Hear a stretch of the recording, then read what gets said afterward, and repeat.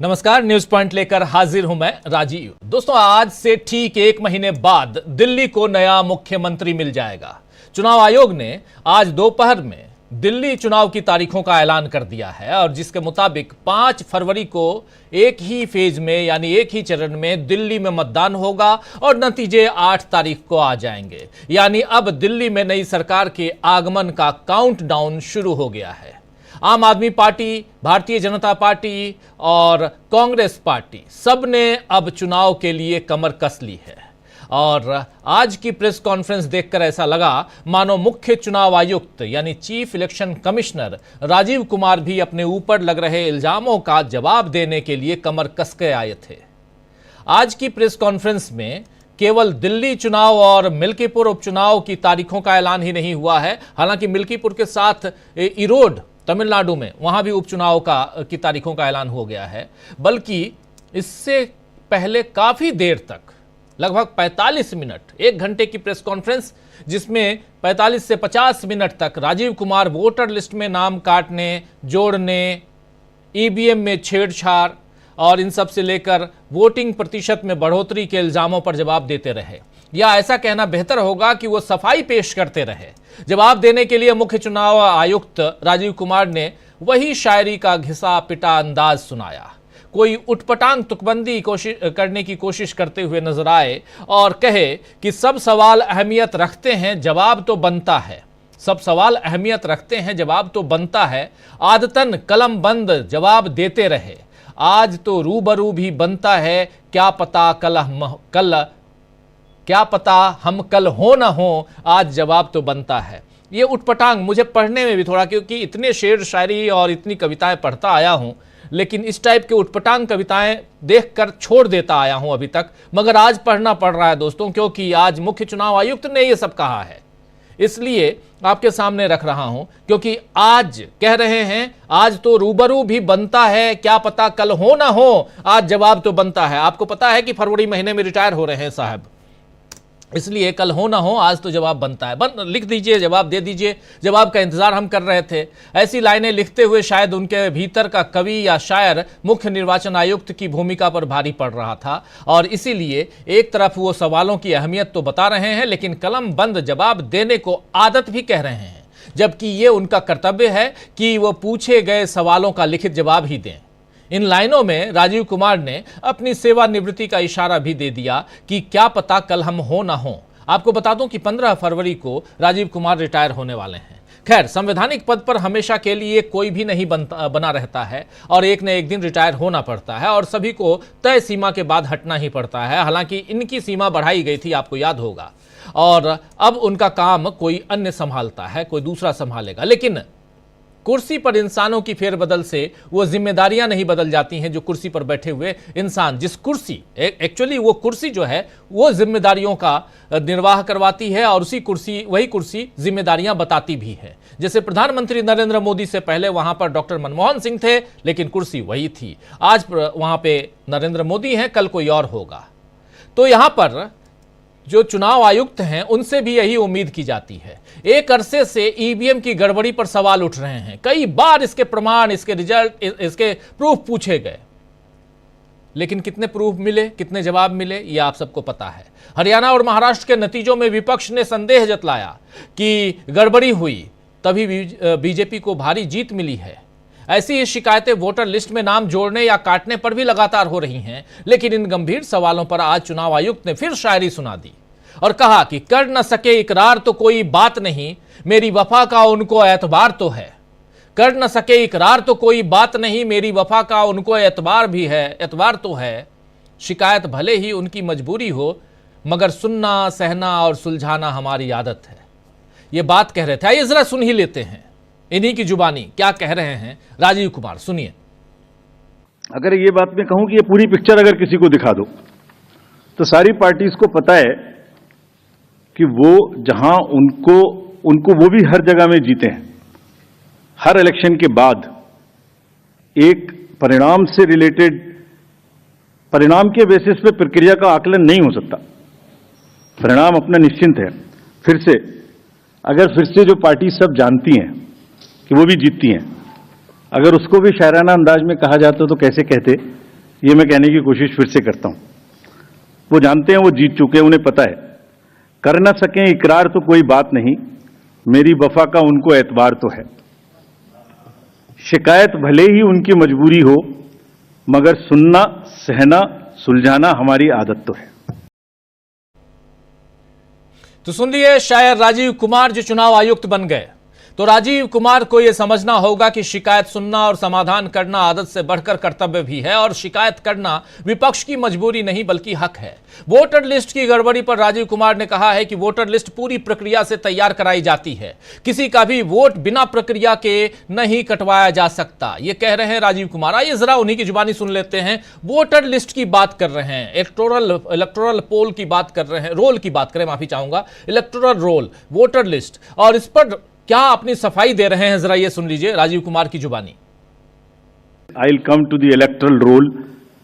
अभी भी electoral roll के बारे में कहानी चल रही है।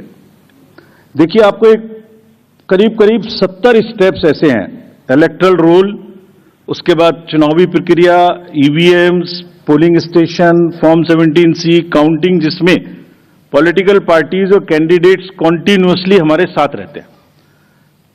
डिस्क्लोजर्स की जो मैं बात कहता हूं, वो आज मैं आपको दिखा रहा हूं कैसे। अगर जब भी इलेक्टोरल रोल बनता है, रेगुलर मीटिंग्स होती हैं, फॉर्म 6 के बिना हो नहीं सकता। बीएलए हर पार्टी को अपॉइंट करने का अधिकार है। जो भी क्लेम्स एंड ऑब्जेक्शंस आते हैं, वो हाथ की हाथ हर पॉलिटिकल पार्टी के साथ में शेयर किए जाते हैं। वेबसाइट पे ड्राफ्ट डाला जाता है। पोलिंग स्टेशन के रेशनलाइजेशन में कंसल्ट किया जाता है। कोई डिलीशन हो ही नहीं सकता जब तक उसके पीछे फॉर्म 7 ना हो। यहां तक कि अगर किसी की डेथ हो गई है, उसका भी डेथ सर्टिफिकेट हम अपने रिकॉर्ड में लगा के बीएलओ के माध्यम से रखते हैं। अगर किसी का डिलीशन इसके अतिरिक्त होना है शिफ्टिंग में, उसको नोटिस देते हैं। तो सुन रहे थे आप यहां पर राजीव कुमार बार बार अपनी बात यहां रखते हुए, वहीं फॉर्म 17A 17C इसको लेकर जो नियम बदले गए हैं, इन सब पर भी सफाई देते हुए नजर आए राजीव कुमार। क्या कह रहे हैं 17A 17C को लेकर, जरा उनकी जुबानी ये भी सुन लीजिए। बहुत महत्वपूर्ण है यहां से जानना, क्योंकि ये जानने का हक आपका, हमारा और सारे तमाम वोटर्स का है, इस देश के नागरिकों का है, जो जाकर वोट देते हैं, अपनी सरकार चुनने की कोशिश करते हैं। लेकिन जब सरकार चुनने की प्रक्रिया का पालन करवाने वाला इंसान राजीव कुमार वही शेरो शायरी करने लगे, और वही अगर रिजल्ट की बात पहले से बताने लगे, अभी आपने सुना ना थोड़ी देर पहले जो शेर सुना रहे थे उसमें क्या था, तो वो कहने लगे, तो आप क्या कहेंगे? क्या चुनावों में धांधली हुई है? हम यही कहेंगे। आखिर क्यों सफाई दे रहे हैं राजीव कुमार? क्यों 1 घंटे तक आते, चुनाव की घोषणा करते, चले जाते, लेकिन सफाई क्यों दे रहे थे? ये बहुत इंपॉर्टेंट है। ये 17A 17 से सुनिए क्या कह रहे हैं इस बारे में राजीव कुमार। ये कहता है कि 7 प्रकार के डॉक्यूमेंट्स नहीं दिए जाएंगे, 7 प्रकार के, जिसमें से सबसे इंपॉर्टेंट मैं एक का नाम ले रहा हूं, बाकी इसमें पढ़ लेंगे, ईवीएम्स भी हैं, बाकी चीजें भी हैं। 17A, form number 17। अब 17C के बाद 17A अचानक प्रचलन में आ जाएगा आज के बाद, ऐसा मुझे लगता है, मेरे मुंह से निकल गया। 17A क्या है? 17A, जैसे ही पोलिंग स्टेशन पर दिन भर जो वोटर्स आते हैं, वो अपना, आप जब जाते हैं तो अपना साइन करते हैं, नाम लिखते हैं या अंगूठा लगाते हैं, जो भी आप करते हैं, अपना आईडी दिखाते हैं। फर्स्ट पोलिंग ऑफिसर आपका ये काम करता है। 17A की डिटेल इसलिए नहीं दी जाती, कानून में लिखा हुआ है, ताकि उससे वोटर की प्राइवेसी अफेक्ट ना हो जाए। If 17A is out, that means who came to vote, with whom he came, what ID he brought, उसके प्राइवेसी के सीरियस इश्यूज पैदा हो जाते हैं। देयरफॉर हमने सिर्फ एक चेंज किया, just one, and why? What ever was available will remain available except one. अभी वैसे मुझे ये बोलना नहीं चाहिए ज्यादा, क्योंकि माननीय उच्चतम न्यायालय में शायद कोई केस फाइल हुआ है, अभी तक हमें पता नहीं लगा है। पता लग गया होता तो मैं नहीं बोलता। अभी फाइल होने की खबर आई है। सिर्फ सीसीटीवी कैमरे की footage inside the booth and outside the booth is not to be given, was never being given. It was prohibited earlier also by the instructions of 2024 and before. And it will not be given, just to make it clear, that is the only change. This 93-2 has 25 forms. which include 17C, plus 4 forms. All of them were available and will continue to be available. So therefore, it is only to protect the privacy of the voter, profiling of the voter. 70 मतलब फिर तो polling station के अंदर का मैंने live video आपको दे दिया। कैसे दे सकते हैं? कितनी बड़ी सिक्योरिटी। जिसने वोट नहीं दिया उसका भी वीडियो मिल गया, फिर तो उसका भी पता लग गया, हर वोटर की फेस भी मिल गई। और सपोजिंग मैं दे दूं आपको, सोचिए जरा, कंट्री को सोचने की जरूरत है, लोगों को ये बात कैसे कह सकते हैं समझने की जरूरत है। छोटी सी बेसिक सी मैथमेटिक्स भी नहीं कर सकते। आई मीन इट्स मतलब कितने झूठ बोले जाएंगे। कोई तो लिमिट होगी, कोई तो इंतहा होगी, कहीं तो जाके रुकेगा। अगर 10.5 lakh booth, please note this, मैं पूरे देश को बता रहा हूं, ये 10.5 लाख बूथ, 10.5 लाख बूथ पे सुबह से सीसीटीवी की रिकॉर्डिंग शुरू होती है। वो हमारे इंटरनल पर्पज के लिए है, वो किसी को देने के लिए नहीं है। क्यों लेना चाहता है कोई, मैं ये भी बताता हूं आपको। 10 घंटे भी अगर मान लें हम, 7 बजे से 7 बजे तक की सीसीटीवी होती है, 12 घंटे, 10 भी मान लें, तो जरा अंदाजा लगाइए 10.5 लाख बूथ की 10 घंटे की फुटेज का मतलब हो गया 1 करोड़ घंटे। 1 करोड़ घंटे। और अगर 1 करोड़ घंटे का एक आदमी देखने बैठेगा तो अंदाजा लगा सकते हैं कितना समय लगेगा। अगर 8 घंटे भी रोज देखेगा तो 3600 साल लगेंगे उसको देखने में। 3600 ईयर्स। आप पूछ सकते हैं राजीव कुमार से कि कहना क्या चाहते हो। यहां साफ साफ है, वो आजकल मीम चलता है ना, उसमें एक आता है कहना क्या चाहते हो, तो वही ये कहना क्या चाहते हैं। भाई आपको अगर वहां सीसीटीवी कैमरा लगाते हैं, सड़कों पे सीसीटीवी कैमरा क्यों लगाए जाते हैं, क्यों लगाया गया है सब जगह सीसीटीवी कैमरे क्यों लगाए जाते हैं? इसलिए नहीं कि एक आदमी बैठ करके हिंदुस्तान के तमाम सीसीटीवी कैमरे को खंगाले। जहां जिसकी जरूरत है उस जरूरत को वो वहां फुलफिल करे, इसलिए लगाया जाता है, न कि एक आदमी बैठकर 10 लाख बूथों के सीसीटीवी कैमरे को खंगालेगा। कहना क्या चाहते हैं राजीव कुमार जी? खैर आगे बढ़ते हैं हम। और वहीं ईवीएम पर उन्होंने कहा है, राजीव कुमार ने कहा है कि यह फुल प्रूफ डिवाइस है। सुप्रीम कोर्ट ने भी इस बात को माना है। कोर्ट ने यह भी कहा है कि ईवीएम हैक नहीं हो सकती है। और राजीव कुमार ने यह भी कहा कि वोटिंग के बाद ईवीएम सील हो जाती है। यह सील पोलिंग एजेंट के सामने लगाई जाती है। ईवीएम में वायरस नहीं आ सकता है। ईवीएम की बैटरी भी सील कर दी जाती है। और राजीव कुमार ने दावा किया है कि ईवीएम में अवैध वोट की आशंका नहीं है। यह सब कुछ जरा सुन लेते हैं, छोटी सी बात इनकी ईवीएम पर क्या कह रहे हैं। यानी साफ सफाई देने आए थे आज, लेकिन यह नहीं बताए कि क्या चुनाव में धांधली हुई है, यह नहीं बता रहे हैं, सफाई दे रहे हैं। आखिर आज राजीव कुमार जो कह रहे हैं कि शायद चीफ इलेक्शन कमिश्नर होने के नाते ये मेरी आखिरी प्रेस कॉन्फ्रेंस है, लेकिन साफ साफ है कि आखिर यहां सफाई क्यों दे रहे हैं राजीव कुमार। सुनिए जरा ईवीएम पे। On the day of polling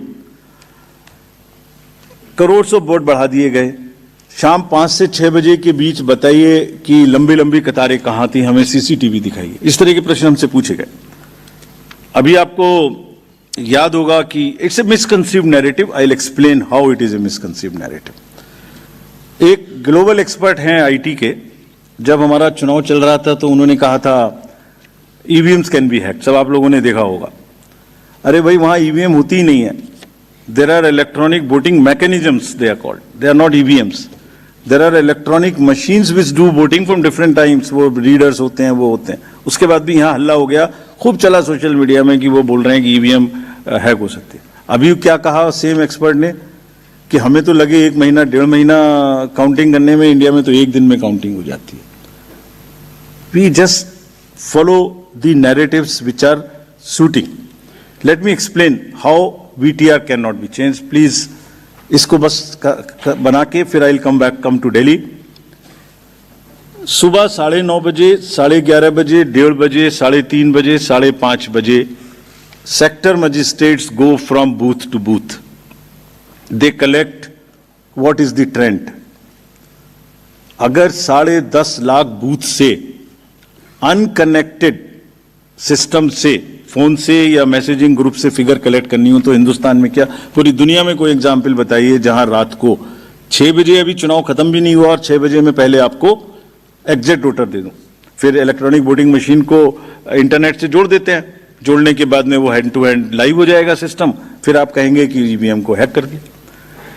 5:30 बजे के बाद जस्ट प्लीज इमेजिन 5 से 7 के तो चीफ इलेक्शन कमिश्नर यानी मुख्य चुनाव आयुक्त के इन जवाबों में ऐसा कुछ भी नहीं है दोस्तों जो पहले उन्होंने ना कहा हो। चाहे चुनाव आयोग की प्रेस कॉन्फ्रेंस में सवाल उठे या विपक्षी दल चुनाव आयोग जाकर सबूतों के साथ शिकायत दर्ज करें, हर बार यही रटा रटाया जवाब इनके यहां से मिलता आया है। लेकिन सवाल यही है कि जब इतनी पारदर्शिता यानी इतनी ट्रांसपेरेंसी और निष्पक्ष चुनाव के दावे हो रहे हैं, तब इन शिकायतों को उठने का मौका क्यों मिल रहा है? ऐसा नहीं है कि हारने वाले दल ही सवाल उठा रहे हैं। देश के कई सामाजिक कार्यकर्ता, वकील, गैर सरकारी संगठन, चुनाव सुधार के लिए काम करने वाले संगठन कई मंचों से ईवीएम में गड़बड़ी के सवाल उठाते रहे हैं और वोटर लिस्ट में गड़बड़ी लगभग हर चुनाव में सामने आती ही है। जब कई नागरिक अपना नाम वोटर लिस्ट में ढूंढते रह जाते हैं या मतदान केंद्र पहुंचने पर उनका नाम नहीं मिलता है, तब वो क्या करें? अगर एक नागरिक भी मताधिकार से वंचित होता है तो चुनाव आयोग को उसकी जिम्मेदारी लेनी चाहिए। लेकिन यहां राजीव कुमार जिस तरह सफाई पेश कर रहे हैं, उससे यह संदेह बढ़ रहा है कि क्या बीजेपी ने पूरे चुनाव आयोग को अपने कब्जे में कर लिया है और इसीलिए तारीखों का ऐलान होते ही बीजेपी अपना सीएम बनाने के दावे पेश कर रही है। और अभी जब बात कर रहे थे कि एक इंटरनेशनल लेवल के, किसका नाम ले रहे थे? एलन मस्क का नाम ले रहे थे। जी हां, एलन मस्क, जिन्होंने कहा था कि ईवीएम हैक हो सकती है। लेकिन यहां यह कह रहे हैं अपने यहां ईवीएम है ही नहीं, तो इसका नाम ईवीएम क्यों पड़ा? इलेक्ट्रॉनिक वोटिंग मशीन ये क्यों बोल रहे हैं? अभी अभी आपने सुना, इन्होंने कहा ईवीएम हम लोग नहीं, तो फिर क्या इस्तेमाल करते हैं? आइए दोस्तों, बहुत सारे सवाल हैं जो राजीव कुमार मुख्य चुनाव आयुक्त के इर्द गिर्द घूम रहे हैं और उसको ढूंढने की कोशिश करने की जरूरत है। सबसे बड़ी चीज कि आखिर एक बार फिर हम चुनाव में जा रहे हैं। दिल्ली का चुनाव बहुत महत्वपूर्ण है, लेकिन अभी से बीजेपी अपने सीएम बनाने के दावे क्यों पेश कर रही है, ये भी बड़ा सवाल है। और इन्हीं सवालों की चर्चा करेंगे आज इस न्यूज पॉइंट में कि आखिर चुनाव की तारीख का ऐलान करते करते सफाई पेश क्यों करने लगे राजीव कुमार? क्यों देनी पड़ी सफाई? हमारे साथ कुछ वरिष्ठ साथी जुड़े हुए हैं, पहले उन सबसे आपका परिचय करवाता हूं। देखिए, 4 वरिष्ठ साथी जुड़े हुए हैं। प्रोफेसर रविकांत जी हमारे साथ जुड़े हुए हैं, प्रशांत टंडन जी हैं, अमरेंदु उपाध्याय जी हैं और साथ में प्रेम कुमार जी जुड़े हुए हैं। आप सभी का स्वागत है, इस्तकबाल है। स्वागत इस्तकबाल आप तमाम दोस्त साथी शुभचिंतक आप सबका जो अब तक जुड़ चुके हैं, जो जुड़ने वाले हैं इस कार्यक्रम में। सीधे आना चाहता हूं प्रशांत टंडन जी आपके पास। प्रशांत जी, कैसे देखते हैं आप राजीव कुमार, मेरे हमनाम, लेकिन आप बहुत नजदीक से जानते हैं उनको? अनम्यूट कीजिए जी, आगे। ठीक है। मैं केवल उनके काम से उनको जानता हूं और इतना जानता हूं कि वो अपना काम ठीक से नहीं कर रहे हैं। आखिरी उनकी प्रेस कॉन्फ्रेंस उन्होंने खुद ही कहा कि बतौर सीईसी है उनकी, और आखिरी प्रेस कॉन्फ्रेंस में सवाल तो ईवीएम का था, लेकिन वो झूठ बोलने की मशीन की तरह वहां पेश आए। अब उन्होंने एलन मस्क से शुरू करते हैं बात, अमेरिका से। पहली बात की अमेरिका, उन्होंने कहा कि उनको काउंटिंग करने में कितने महीनों लग गए। राजीव जी, हम लोग लाइव कर रहे थे अमेरिका के चुनाव और अमेरिका के इलेक्शंस भी। अमेरिका में जब वोटिंग खत्म हुई थी, वोटिंग खत्म होते ही काउंटिंग शुरू हो गई थी। अमेरिका में सुबेरा भी नहीं हुआ था और यहाँ पे हम लोगों ने ट्रंप की लीड दिखा दी थी कि ट्रंप जो है वो लीड कर रहे हैं।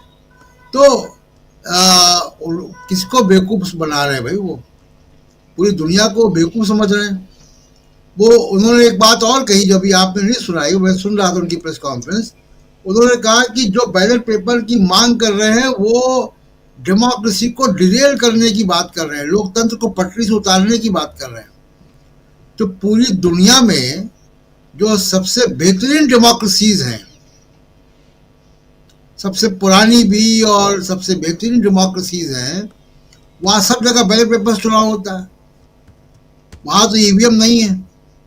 जर्मनी में ईवीएम नहीं है, इंग्लैंड में ईवीएम नहीं है, अमेरिका में ईवीएम नहीं है, फ्रांस में ईवीएम नहीं है, इटली में ईवीएम नहीं है, जापान में ईवीएम नहीं, जिसकी चिप ईवीएम में लगी हुई है, जिस कंट्री की।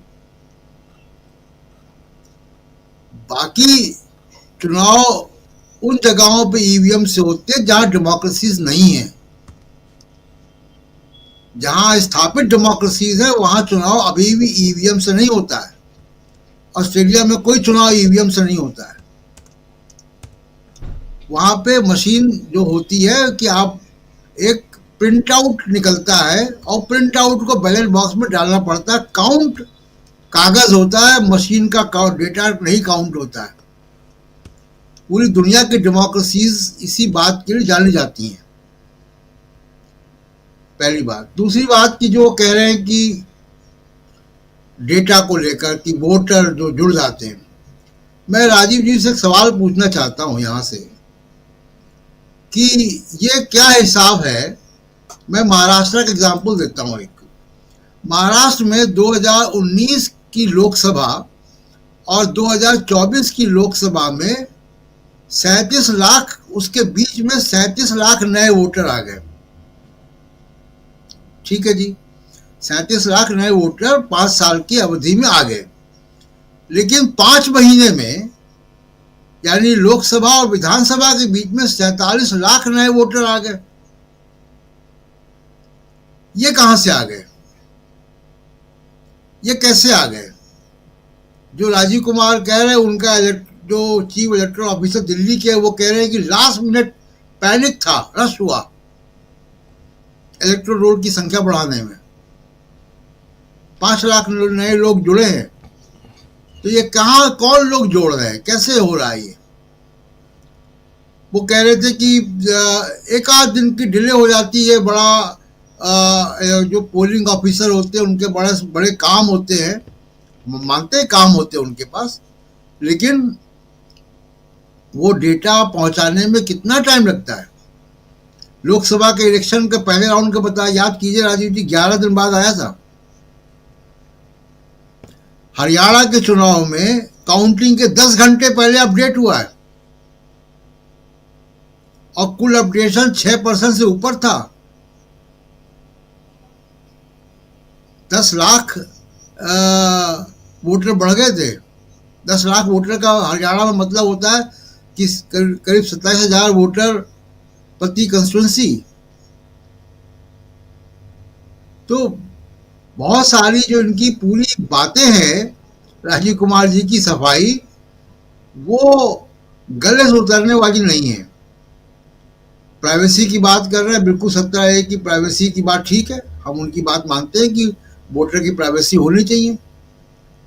वहां एक सवाल भी आया कि ईवीएम का पता लग जाता है कि वो किस पोलिंग बूथ पे डिप्लॉयड थी, और उसके बाद लोग, पॉलिटिकल पार्टीज, दबंग लोग हिसाब किताब करते हैं। TN session ballot paper mix कराते थे, उसकी उन्होंने बताया कि वो भी सोच रहे हैं। लेकिन कोई ये बताए हमको कि आप ये कह रहे हैं कि आप जो है फॉर्म, वो वोटर की प्राइवेसी है, लेकिन आपको परसेंटेज क्यों दे रहे हैं आप? इसकी बात उन्होंने नहीं की। कितने लोगों ने मतदान दिया है, डाला है, उसकी बात नहीं कर रहे हैं। ये संख्या पहले आती थी कि किस मतदान बूथ पे, किस असेंबली सेगमेंट में कितने बजे तक कितने वोट पड़े। वो काउंट नहीं आता, नंबर नहीं आता, परसेंटेज आता है। परसेंटेज में हेर फेर की गुंजाइश है जी। हम लोग कई बार चर्चा कर चुके हैं यहाँ पे। आज भी राजीव कुमार ने इसका जवाब नहीं दिया।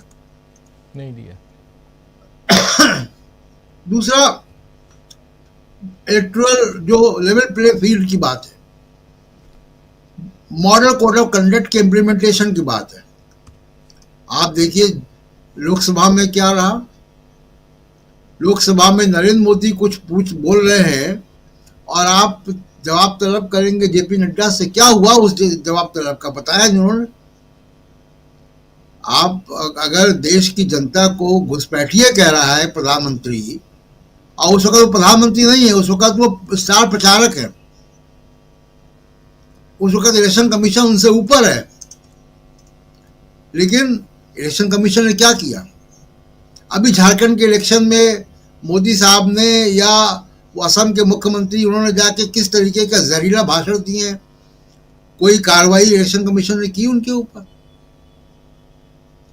महिलाओं की बात करते हैं। आज इलेक्शन कमीशन कहते हैं कि महिलाओं के खिलाफ कोई जो अभद्र टिप्पणी होगी तो नहीं बर्दाश्त होगी। ठीक है, मॉडल कोड ऑफ कंडक्ट के पहले विधूड़ी जी ने बोल दिया प्रियंका गांधी के बारे में अपशब्द जी या आतिशी के बारे में, लेकिन क्या आगे वो कार्रवाई करेंगे? क्या पीछे उन्होंने कार्रवाई की है? मंगलसूत्र उठा कर ले जाएंगे आपका, भैंस चुरा लेंगे, इस तरीके के भाषणों पे। तो मॉडल कोड ऑफ कंडक्ट का इम्प्लीमेंटेशन से पता चलता है कि आप लेवल प्ले फील्ड नहीं देना चाहते हैं। तो पूरा इनका जो पूरा प्रेस कॉन्फ्रेंस थी, मैंने सुनी वो जी एक भी पॉइंट पे वो कन्विंस नहीं कर पाए कि उनका कमिटमेंट लेवल प्ले फील्ड के साथ, ट्रांसपेरेंसी के साथ देश में ईमानदारी से चुनाव कराने का है। जी राजीव, बिल्कुल बिल्कुल आप सही कह रहे हैं। कमिटमेंट जो है वो देश में ईमानदारी से चुनाव करवाने का है कि नहीं है, ये बड़ी बात है। जरा प्रेम कुमार जी, आ रही है मेरी आवाज आप तक? प्रेम कुमार जी थोड़ा जी बिल्कुल आ रही है आवाज, आ रही। जी जी प्रेम कुमार जी, जरा आपसे समझो, आ रही आवाज, आ रही। हाँ, आपसे जरा समझो राजीव कुमार की सफाई, इसके क्या मायने हैं? प्रेम कुमार जी, मुख्य चुनाव आयुक्त की सफाई देने के क्या मायने हैं, यहाँ क्या समझा जाए इसको? जी देखिए, मुख्य चुनाव आयुक्त ने जो आज सफाई दी है, अब तो ऐसा लगता है कि दिल्ली चुनाव में सारी अनियमितताएं वाली हैं, हो रही हैं। इसके बारे में वो अब बिहार चुनाव के समय में सफाई देंगे, वो नहीं बोलेंगे, वो बिहार चुनाव के समय में सफाई देंगे। और दरअसल उनकी सफाई में कुछ ऐसा है भी नहीं, सब्सटेंस ही नहीं है जिसको सफाई कहा जाए। हमने तो देखा, उन्होंने कहा, वो आंकड़े पेश किए जिसमें विभिन्न राज्यों में जो चुनाव हुए हैं, अलग अलग पार्टियों ने परफॉर्म किया है, ये बताते हुए उन्होंने आंकड़े पेश किए। मानो वो ये कहना चाह रहे हो कि विपक्ष की जीत चुनाव आयोग की ईमानदारी को तस्दीक करती है। वो ये बताना चाह रहे थे कि कहीं विपक्ष अगर जीत गया है तो इसका मतलब चुनाव आयोग ईमानदार है। और इसके साथ साथ जो आंकड़ा पेश किया, आप अगर उस प्लेट को दिखा पाए तो उसमें पहला नंबर बिहार के आरजेडी को जीतता हुआ दिखाया गया है। बताइए, चुनाव आयोग के प्रेस कॉन्फ्रेंस में मुख्य चुनाव आयुक्त झूठा आंकड़ा पेश कर रहा है। ये 2020 में आरजेडी चुनाव जीता है। ये एक तथ्यात्मक बात है, जो गलती उन्होंने दिखलाई है उसकी ओर मैं इशारा कर रहा हूं। इसके अलावा टंडन जी ने जो बातें कही बिल्कुल सही कही कि अमेरिका के चुनाव में चुनाव नतीजे कितनी जल्दी आ जाते हैं, दुनिया जानती है।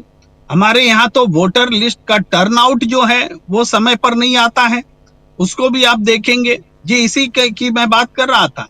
पहले नंबर पर आरजेडी को जीतता हुआ दिखाया गया है 2020 पहले नंबर। जी जरा इसको पहला नंबर जो है जरा और ले आइए, 2020 वाली बात। हाँ, ये फर्स्ट स्टेट, एक state 2020 RJD ji, one full cycle of 30 states UT election since 2020, ये जो है इसमें बिल्कुल आप सही कह रहे हैं, 15 different parties in different states. ये बताने के लिए कि इतनी 15 पार्टियां जो हैं अलग अलग स्टेट्स में जीत के आई हैं, जो बताती हैं कि कहीं ना कहीं हाँ यहाँ पर कोई गड़बड़ी नहीं है, यही यहाँ स्टैब्लिश करने की कोशिश। लेकिन उसमें 2020 में आरजेडी की जीत नहीं हुई थी, बल्कि वहाँ एनडीए की जीत हुई थी, नीतीश कुमार और बीजेपी साथ साथ, और उनकी जीत हुई थी। जी प्रेम कुमार जी। जी तो इस लेवल पर इतनी बड़ी गलती की हम कल्पना नहीं कर सकते, लेकिन वो हुई है, दिख रही है, हम लोग दिखा रहे हैं। उसके बाद आप देखिए, इस पूरे चुनाव में जो सवाल वो नहीं देते, प्रक्रिया बताते हैं चुनाव आयोग किस तरीके से पुख्ता प्रक्रिया से चला है। जनाब, ये प्रक्रिया तो आज आपने नहीं बनाई है, आपके हाथ में तो जो भी प्रक्रिया बनी है वो संशय में है। ये प्रक्रियाएं पहले से एस्टैब्लिश्ड प्रक्रियाएं हैं, उन प्रक्रियाओं में ईमानदारी नहीं है, यह सवाल है। आप कह रहे हैं कि हम पर भरोसा करो, आप सुप्रीम कोर्ट का हवाला देते हैं कि सुप्रीम कोर्ट में सब जुडिस है, कि सुप्रीम कोर्ट ने विश्वास जताया। अरे सुप्रीम कोर्ट ने कहा कि हमें चुनाव आयोग पर भरोसा है, और चुनाव आयोग कह रहा है कि सुप्रीम कोर्ट ऐसा कह रहा है। अरे दोनों मिलकर के कहना क्या चाहते हैं? चुनाव प्रक्रिया पर जो सवाल है, उस सवाल के पर जो संदेह है, वो उन बातों पर, उस संदेह का निपटारा कौन करेगा? सुप्रीम कोर्ट कहता है हमें चुनाव आयोग पर भरोसा है, और चुनाव आयोग कहता है कि सुप्रीम कोर्ट ने कह दिया है या सब जुडिस है, तो हम सुनेंगे ही नहीं, तो हम जाएंगे कहां? देश की जनता किससे जवाब मांगेगी? ये बड़ा प्रश्न खड़ा किया है। अभी इस पूरे चुनाव के दौरान जो भी सवाल उठे हैं, वो सवाल उठे हैं कि ईवीएम 99% चार्ज क्यों है, क्यों नहीं जवाब देते? वो सवाल ये है कि आप बोलते हैं, आप ही प्रश्न खड़ा करते हैं कि भाई 6 बजे चुनाव का आंकड़ा देना मुमकिन नहीं है, क्योंकि 6 बजे से 7 बजे तक हमारे जो चुनाव एजेंट होते हैं वो लोग उसमें बिजी रहते हैं 7 बजे तक प्रक्रियाओं में। भाई कौन आपसे मांग रहा है 6 बजे? आप खुद प्रश्न खड़ा कर रहे हैं कि 6 बजे देना है और हम नहीं दे सकते। आपसे कोई नहीं 6 बजे मांग रहा, न पहले मांगता था, लेकिन पहले भी रात 11 बजे या अगले दिन तक सारे आंकड़े सामने आ जाते थे, और जो आंकड़े आते थे उसमें ऐसा संशय कभी नहीं होता था जैसे आज हो रहे हैं। आप कह रहे हैं वोटर लिस्ट को लेकर के, वोटर लिस्ट जिस तरह से, अभी दिल्ली की बात ले लीजिए ना, मैं दिल्ली का ताजा उदाहरण बताता हूं। दिल्ली में जो वोटर लिस्ट बने हैं, खुद चुनाव आयुक्त का आंकड़ा कह रहा है कि 3,08,000 वोट जो है 2024 के लोकसभा चुनाव के बाद से अब तक बढ़े हैं, और यही कह रहा है कि अक्टूबर के बाद से वो 1,67,000 समथिंग बढ़े हैं। हम पूरा और डिलीट हुए उसके भी आंकड़े देखें, मैंने हिसाब लगाया कि 3 लाख वोट का 70 विधानसभा से आप डिवाइड करके देखिए, 4400 वोट पर विधानसभा बढ़े हैं, और जो डिलीट हुए उनकी संख्या को 70 से डिवाइड कीजिए तो करीब 2200 वोट से डिलीट हुए हैं। तो अगर डिलीट रणनीतिक है, इंटेंशनल है, चुनाव आयोग और सत्ता पक्ष अगर बिल करके डिलीशन कर रहा है, टारगेटेड लोगों को डिलीशन कर रहा है, और जोड़ा जा रहा है, वो भी इंटेंशनल है, तो 6400 वोट प्रति विधानसभा बढ़ गए हैं, या फर्क पड़ा है, डिलीशन प्लस एडिशन। तो 6400 वोट अगर पर विधानसभा अगर एडिशन और डिलीशन हो रहा है, तो दिल्ली में आप समझिए कि महाराष्ट्र रिपीट होने जा रहा है। बीजेपी फिर भारी भरकम वोट से सीट से जीत के आ रही है, ये हालात है। इवन नई दिल्ली का आप देख लीजिए, नई दिल्ली में अरविंद केजरीवाल लगभग 22,000 वोट से जीते थे, उसके आसपास। इस बार डिलीशन और एडिशन का आंकड़ा 25,000 है, 25,000। आप समझ सकते हैं, भाई जीत ही नहीं सकते अरविंद केजरीवाल। आज मैं कह रहा हूं नहीं जीत सकते। जहां इतनी बड़ी तैयारी हो गई है, वो कहां से जीतेंगे अरविंद केजरीवाल? तो मैं कह रहा हूं कि महाराष्ट्र के चुनाव को रिपीट करने के लिए बीजेपी को 70 में 67 सीट लाने के लिए पूरी तैयारी कर ली गई है, ताकि ये पूरा लिमिट, इस पर जवाब नहीं दे रहे हैं, इस पर जवाब नहीं है उनके पास में। अब इसका जब ये आंसर आएगा, तब इसका जवाब वो बिहार चुनाव के समय में कुछ इसी तरह, अब तो रहेंगे ही नहीं, उनको बोलने की जरूरत ही नहीं है, लेकिन अगर रहते तो शायद बिहार के चुनाव में वो जवाब देते। ये स्थिति है। मैं और भी बात करूंगा, लेकिन पहले दौर में इतना ही करता हूं। जी, बिल्कुल बिल्कुल, बहुत शुक्रिया आपका प्रेम कुमार जी। अगले दौर में फिर आपके पास आता हूं। जरा प्रोफेसर रविकांत जी आपके पास आना चाहता हूं। जो बात यहां कह रहे हैं प्रेम कुमार जी, बहुत इंपॉर्टेंट, कि 70 में से 67-68 सीटें बीजेपी को जिताने की पूरी तैयारी हो गई है। यह अपने आप में बहुत चौंकाने वाली खबर है, और यानी महाराष्ट्र रिपीट करने की तैयारी है। कितना भरोसा किया जाए अब चुनाव आयोग पे, चुनाव की प्रक्रिया पे? देखिए, यहां पर सीधे शब्दों में मैं कह दूं कि हम लोग किसी चीज को बढ़ा चढ़ा के नहीं बता रहे हैं।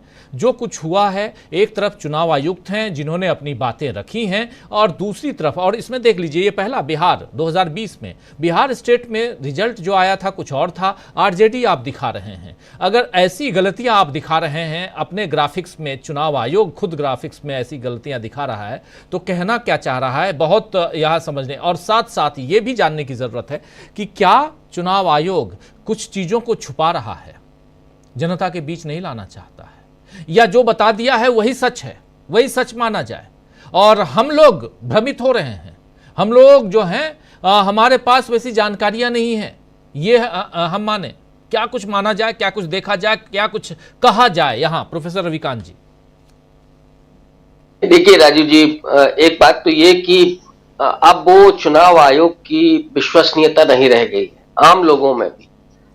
ज्यादातर जो लोग हैं वो ईवीएम को लेकर के बहुत संदेह करते हैं, और राजीव कुमार जिस तरह की शायरी सुना करके लोगों का मनोरंजन कर रहे हैं आजकल, वो मुझे लगता है इसे हम लोग हिंदी में पढ़ते हैं ना, चारण काल भाट काल जो होता था।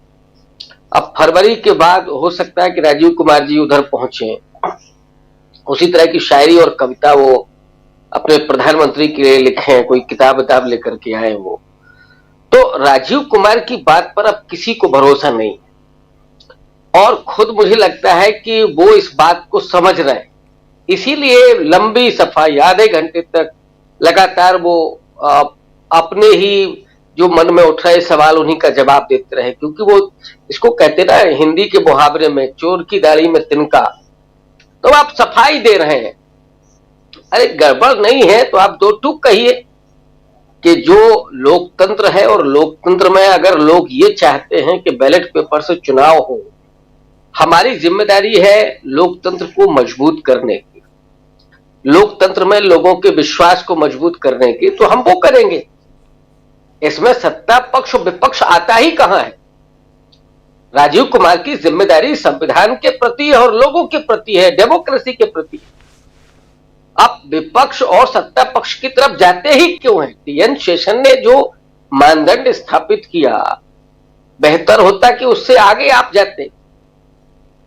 लेकिन आपकी जो बतौर मुख्य चुनाव आयुक्त जितने भी चुनाव हुए उसमें जो धांधलियों के आरोप लगे, वो कहीं आपके पूरे इज्जत पर बट्टा लगाते हैं, और उसी को छिपाने के लिए, उसी साख को बचाने के लिए आज राजीव कुमार ने इतनी लंबी प्रेस कॉन्फ्रेंस की है, और ये कहने में कोई अभार्ज नहीं है।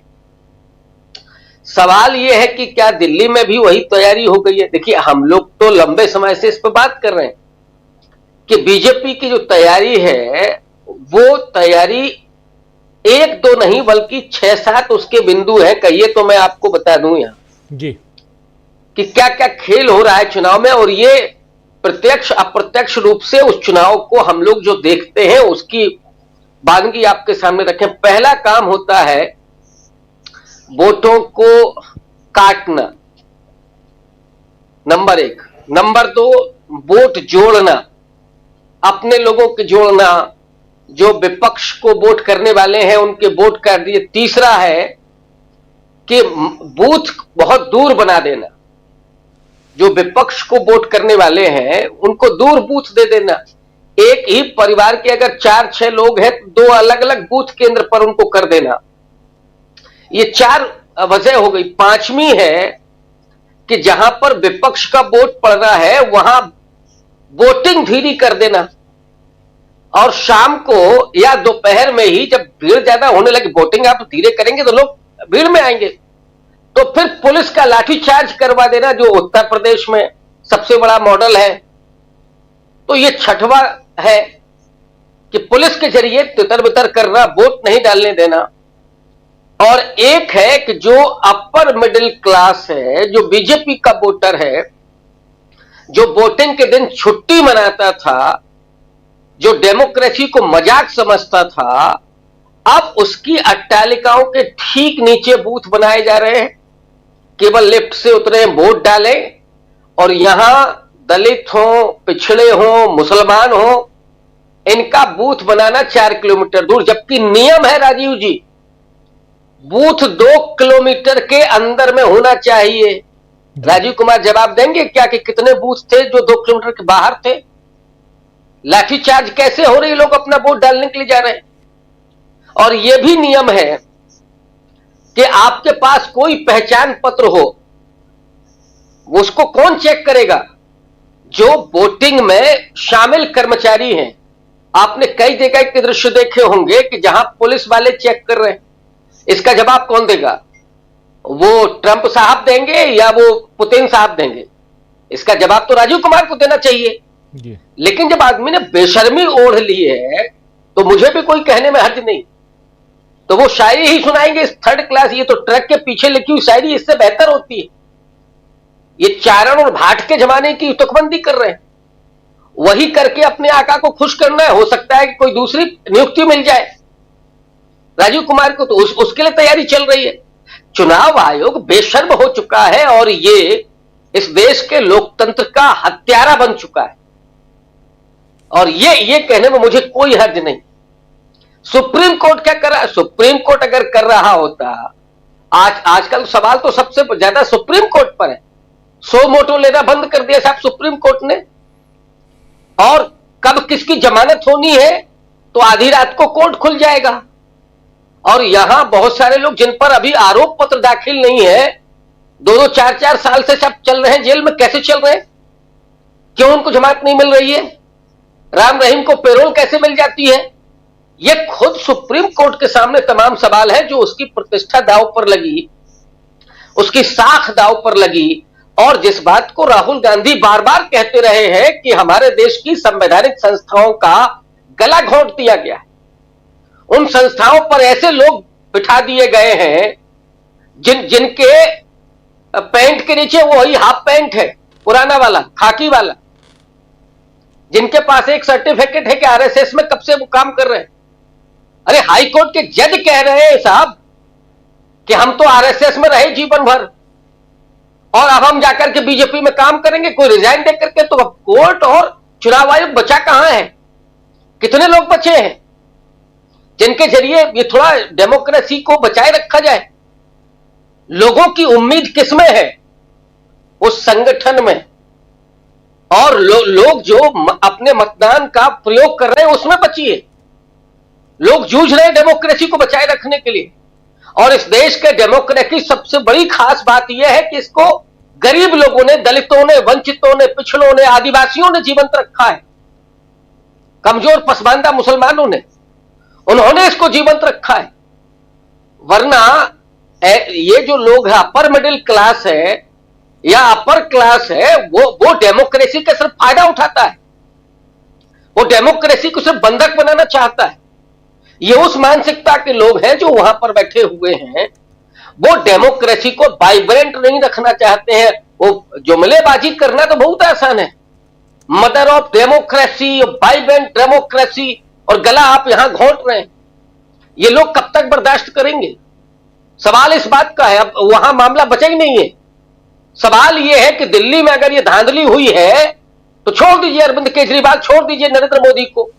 सवाल तो लोगों का है, जो इस देश के नागरिक हैं, जो इस देश के मतदाता हैं, जो इस देश में, जो अंबेडकर ने कहा था कभी कि अब रानी के पेट से राजा नहीं होगा, अब मतपेटी से राजा पैदा होगा। जिसने किसी को भी विधायक, सांसद, मंत्री बनने का अधिकार दे दिया, जिसके वोट के राइट से संसद बनती है, विधानसभाएं गुलजार होती हैं, और उनका ही आप अधिकार छीन रहे। मैं तो यह समझता हूं कि आज का जो चुनाव आयोग है और राजीव कुमार खास करके, ये वोटर्स के अधिकारों के हत्यारे हैं। अगर आप पर लगे हुए आरोपों को आप ये थोथी शायरी के जरिए खत्म करना चाहते हैं, मुझे नहीं लगता कि लोग भूल जाएंगे। कम से कम हमारे जैसे लोग तो कतई नहीं भूलेंगे। राजीव कुमार कुछ भी सफाई देते रहे, हम तब भी आलोचना कर रहे थे, वो आज भी करते रहेंगे। हमारी आदत नहीं खत्म होने वाली है कि आपकी ये ट्रक के पीछे वाली शायरी को हम सुनकर के भूल जाएंगे, कतई नहीं भूलेंगे आज। और इतिहास तो आपको कतई माफ नहीं करेगा कि हम नहीं रहेंगे। अरे नहीं रहेंगे तो इतिहास में लिखा जाएगा ना कि आपने क्या किया है। 2-3 साल जो आपको मौका मिलेगा, तो इतिहास तो आपको याद रखेगा राजीव कुमार जी। भले ही आपने जो किया हो उसकी जिम्मेदारी आपकी ही होगी। ये नहीं होगा कि नहीं हम तो तमाशा देख के चले और आका के लिए अब चुटकुले और शायरियां लिखेंगे। ये सब नहीं चलने वाला है इस देश में। जी राजू जी, बिल्कुल बिल्कुल आप सही कह रहे हैं। यहाँ पे बहुत कुछ राजीव कुमार के बारे में बात हो रही है और चुनाव चूंकि इसकी घोषणा हो चुकी है। दिल्ली चुनाव की बात कर रहा हूं। 5 फरवरी को दिल्ली में चुनाव है और 8 फरवरी को उसका रिजल्ट आना है। लेकिन उससे पहले आज आखिर क्यों सफाई देनी पड़ी चुनावों को लेकर, ईवीएम को लेकर, इलेक्टोरल रोल को लेकर, वोटर लिस्ट की बात कर रहा हूं और इसके अलावा बैटरी और बहुत कुछ, फॉर्म 17A 17C, इन सब पे आज बिल्कुल शेरो शायरी लेकर पहले से तैयारी करके आए थे राजीव कुमार। और ये भी कि ये आखिरी प्रेस कॉन्फ्रेंस है क्योंकि इसके बाद वो रिटायर हो रहे हैं फरवरी महीने में। लेकिन उससे पहले आज आखिर सफाई क्यों देनी पड़ी, और सफाई भी इस ढंग से जहां कुछ छिपाते हुए कुछ बताते हुए नजर आए, आखिर क्या कर रहे थे और क्या कर गए राजीव कुमार, ये समझना जरूरी है। जरा अमलेंदु उपाध्याय जी, बहुत नजदीक से और बहुत ध्यान से गौर से आप देख रहे थे, सुन रहे थे राजीव कुमार के इस प्रेस कॉन्फ्रेंस को, क्या कुछ आपको समझ में आया? राजीव जी, एक तो समझ में ये आया कि राजीव कुमार जी ने जब आज प्रेस कॉन्फ्रेंस की, जो 15 राज्यों का उन्होंने डाटा पेश किया कि कौन कौन जीत गया है, तो वो धोखे से, गलती से उनसे एक मिस्टेक हो गई। और गलती से मिस्टेक ये हो गई राजीव कुमार जी से कि जो असली परिणाम था बिहार का 2020 का, वो जो था वो उस पर आ गया शीट पे कि आरजेडी जीती थी, जबकि जीता उस समय एनडीए था। तो वो एनडीए को जिताना जो था, वो चूंकि वो कागजों में जीत गया एनडीए, असली में जीती थी वहां आरजेडी, तो राजीव कुमार से गलती से वो निकल गया। मोदी जी अब शाम को उनकी बहुत डांट लगाए होंगे कि तुमने ये कर क्या दिया, क्योंकि ये तो बहुत जोर से वायरल होगा कि ये हुआ क्या है। तो ये पहली तो राजीव की बात ये है। दूसरा, इतनी गंदी गंदी शायरी सुना रहे थे राजीव कुमार, घटिया, मतलब खुद भी कैसे सुन पा रहे थे समझ में नहीं आता। हम लोग तो कान पक गए, मजबूरी है, वही पत्रकार है और शाम को चर्चा भी करनी है, उसके बाद भी तो सुनना पड़ेगा उनके। लेकिन दूसरे लोग जो बैठे हुए थे उनकी क्या मजबूरी है, तो इतना नहीं करना चाहिए था। तीसरी बात राजीव जी जो महत्वपूर्ण है वो ये है कि राजीव कुमार ने एक तरीके से कहा जाए ये स्वीकार किया कि भारत के चुनाव आयोग की प्रतिष्ठा पूरी दुनिया में धूमिल हो चुकी है और सारी दुनिया में भारत का चुनाव आयोग सवालों के घेरे में है। और ये ऐसे है कि उन्होंने जो सफाइयां दी, वो सफाइयां ठीक है, अपनी जगह होती है, आपने सफाइयां आपने दे दी। लेकिन जब उन्होंने ये कहा कि आप दुनिया भर के चुनाव आयोग की जो वेबसाइट है उनको देख लीजिए, सबसे अच्छा जो काम हमारा है, ये जब उन्होंने कहा, इसी के साथ उन्होंने स्वीकार कर लिया कि दुनिया भर में भारत के चुनाव आयोग की थू-थू हो रही है और इसकी निष्पक्षता पर सवाल उठ रहे हैं। पारदर्शिता को लेकर जब उनसे सवाल पूछा गया राजीव जी, तो उन्होंने कहा कि सब पारदर्शी है, बिल्कुल ये सारी बातें कहीं, लेकिन चुनाव आयोग की जिम्मेदारी है कि चुनाव जो है वो स्वतंत्र, निष्पक्ष और पारदर्शी हो। पारदर्शिता कैसी है भाई? अगर आप वोटर टर्नआउट ऐप के जरिए अगर आप सुबह 9 बजे बता रहे हैं कि 9 बजे तक इतना पोलिंग हो गया, आप बता रहे हैं 11 बजे तक इतना हो गया, 5 बजे तक इतना हो गया, 7 बजे तक इतना हो गया, तो भाई ये 3 दिन बाद डाटा कैसे बढ़ जाता है? तो या तो आप जो 9 बजे डाटा दे रहे थे और जो आप 11 बजे दे रहे थे और 5 बजे दे रहे थे, वो आप गलत दे रहे थे, कि तब तो आप नहीं कह रहे थे कि वो जो आपका पोलिंग अफसर है वो आके बताएगा, वो पन्ने लेकर आएगा, तब वो इसमें करेगा।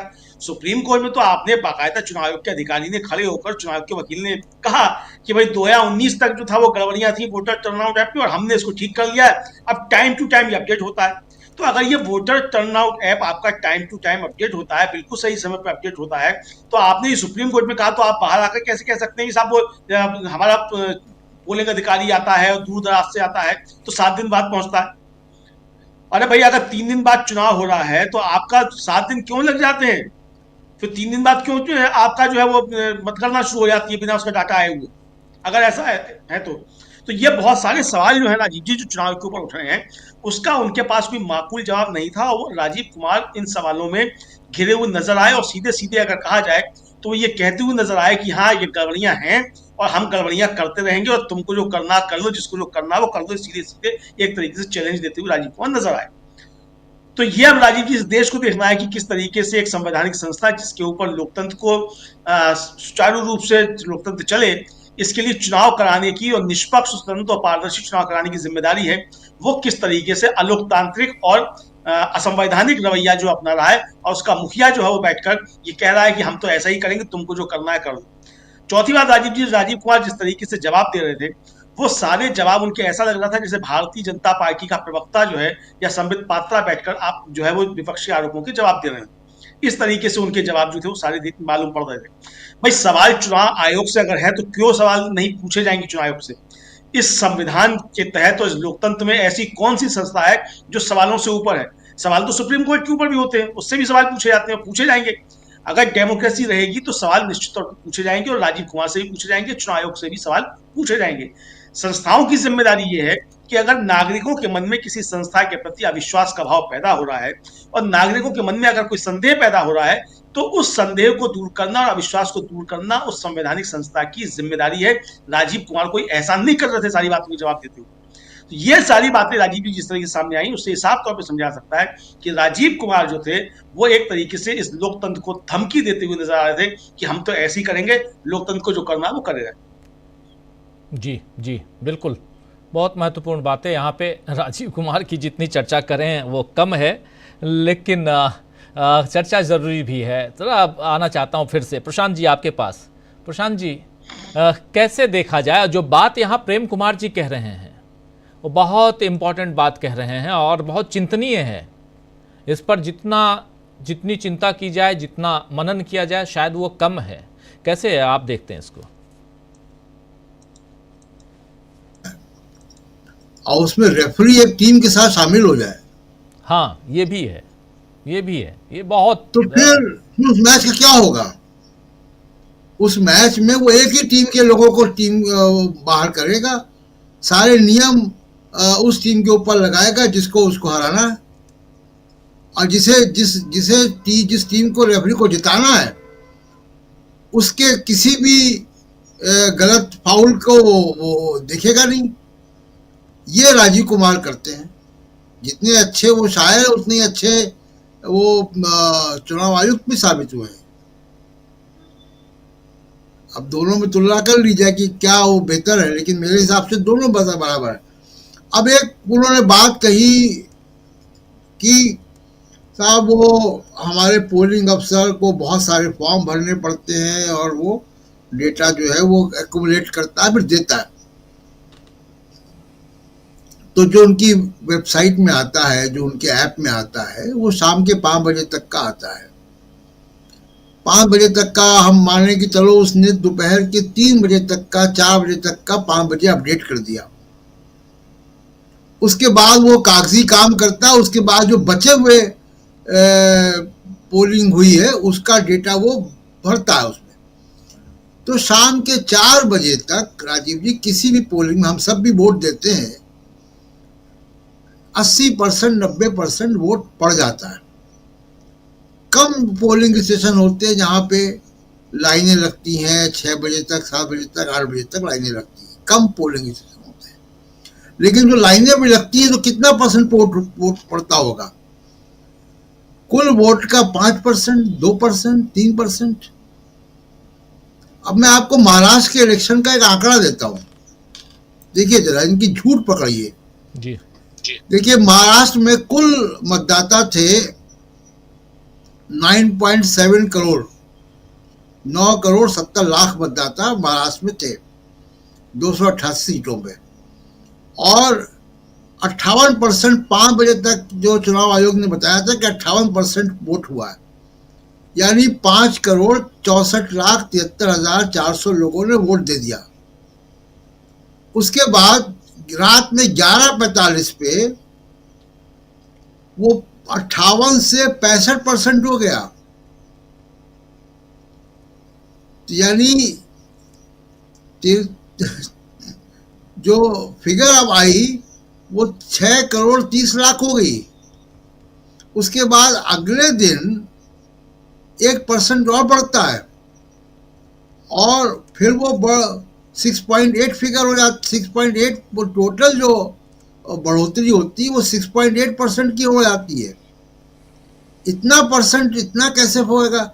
और आप देखिए कि कुल जो यानी पोलिंग डे के बाद और आखिरी तक जो मतदाता बढ़ाए गए, 22,000 मतदाता पर कंस्टिट्यूंसी बढ़ गए।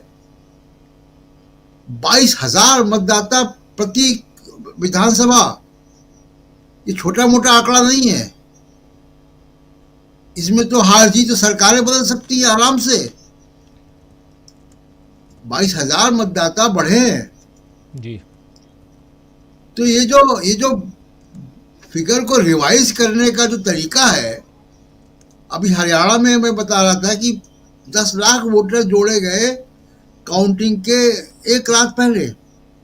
ये कहां से डेटा आता है? ये इलेक्शन कमीशन का जवाब नहीं है उसमें, इलेक्शन कमीशन के पास बात का। दूसरी बात, वो कह रहे हैं कि सुप्रीम कोर्ट के तमाम जजमेंट ने ईवीएम को कहा है कि ईवीएम से बढ़िया कुछ नहीं है, ईवीएम फुल प्रूफ है। इन्होंने कहा कि सुप्रीम कोर्ट के कई जजमेंट में ये बात आई है, तो सुप्रीम कोर्ट ने वीवीपैट क्यों लगाया फिर? ये क्यों कहा कि आप काउंटिंग भी वीवीपैट की भी करोगे? ये सुप्रीम कोर्ट को शक था तभी तो किया, बिल्कुल, या जनता के शक को दूर करने के लिए किया कि वीवीपैट लगाए जाएंगे, वीवीपैट की काउंटिंग होगी।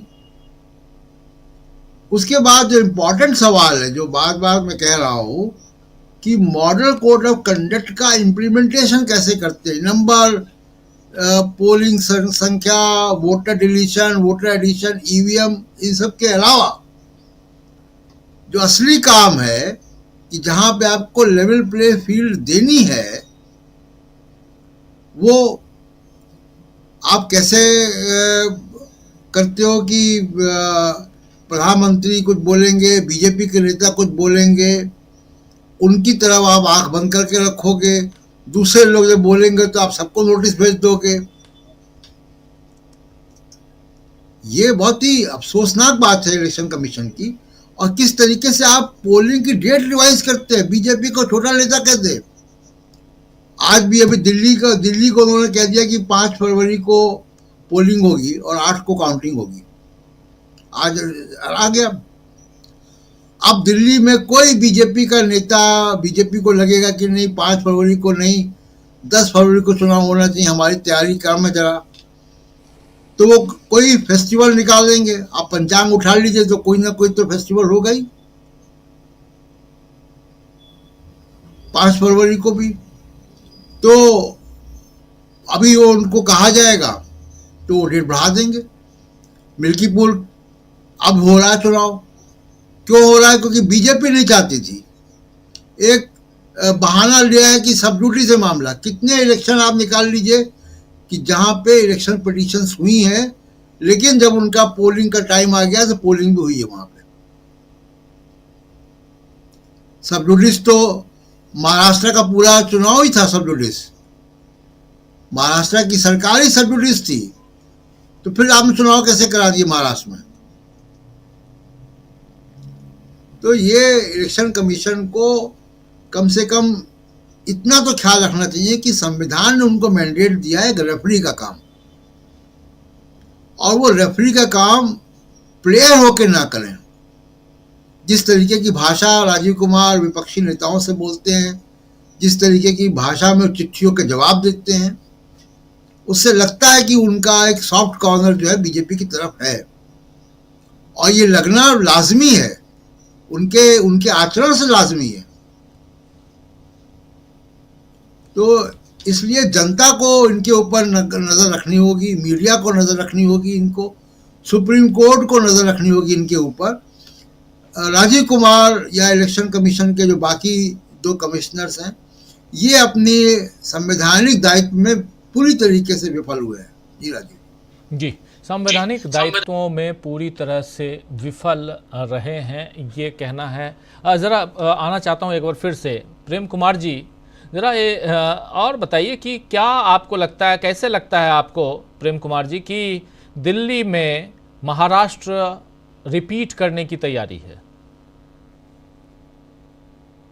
जी देखिए राजीव जी, एक तो मैंने बताया एडिशन और डिलीशन का आंकड़ा, उसके हिसाब से बताया, और दूसरी बात यह है कि चुनाव आयोग पूरी तरीके से हर आपत्तियों को खारिज कर रहा है और अपोजिशन की बात नहीं मान रहा है, उसकी आपत्तियों को नहीं ले रहा है, और ठीक आचार संहिता लागू होने से पहले महिलाओं के लिए जो बातें कही गई उसको टेकन फॉर ग्रांटेड ले रहा है, उसका जिक्र भी करते हैं वो, और उसके बाद कहते हैं कि चुनाव आयोग का अब मॉडल कोड ऑफ कंडक्ट लागू हो रहा है, उसके बाद से वो देखेंगे।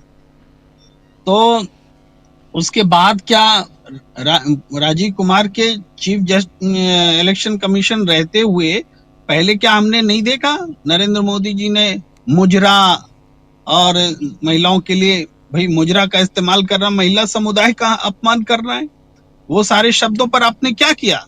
आप महिला सम्मान के को बर्दाश्त नहीं करेंगे बोलते हैं। बोला तो इन्होंने ये भी है कि चुनाव आयोग पर की क्रेडिबिलिटी को खराब करने की कोशिश की जा रही है और इसको भी वो बर्दाश्त नहीं करेंगे। तो इसका क्या मतलब है? वो धमकी भी दे रहे हैं। भाई सवाल उठाए जाएंगे तो वो आपकी क्रेडिबिलिटी खराब होगी।